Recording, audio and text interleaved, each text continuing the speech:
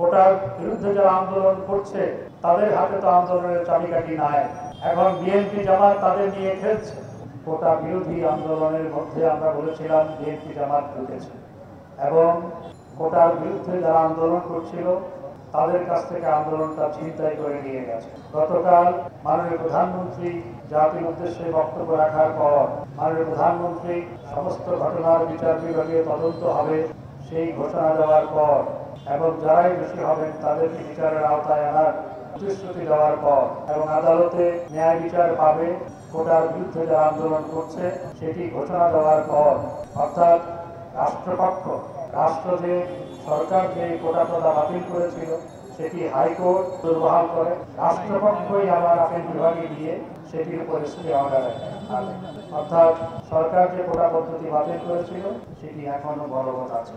কিন্তু আপিল বিভাগে যেহেতু শুনানি হবে সেখানে মাননীয় প্রধানমন্ত্রী এই ইঙ্গিত দিয়েছেন রাষ্ট্রপক্ষ কোটার বিরুদ্ধে যারা আন্দোলন করছিলেন তাদের পক্ষেই বলবে এবং সেই কারণে সেখান থেকে যারা কোটা প্রথার বিরুদ্ধে আন্দোলন করছিল তারা একটি সুফল পাবে বলে তিনি আশাবাদ ব্যক্ত করেছেন। অর্থাৎ রাষ্ট্রপক্ষ তাদের পক্ষে বলবে, এটি তিনি ইঙ্গিত দিয়েছেন।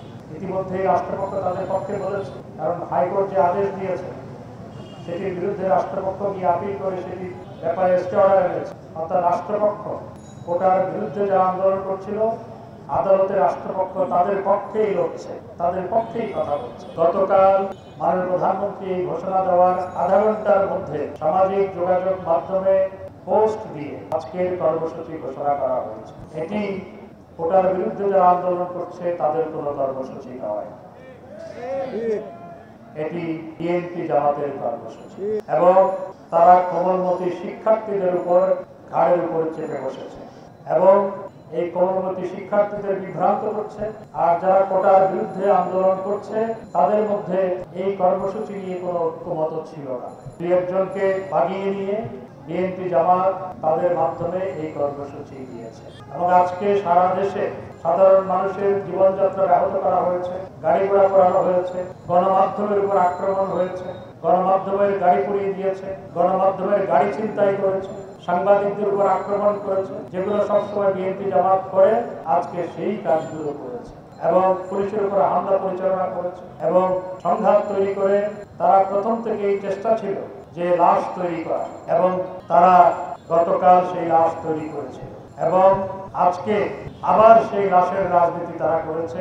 বিভিন্ন জায়গায় হামলা, মানুষের উপর হামলা পরিচালনা করে পুলিশের সাথে সংঘর্ষ জড়িয়ে তারা অনেককে হত্যাকাণ্ডের দিকে ঠেলে দিয়েছে।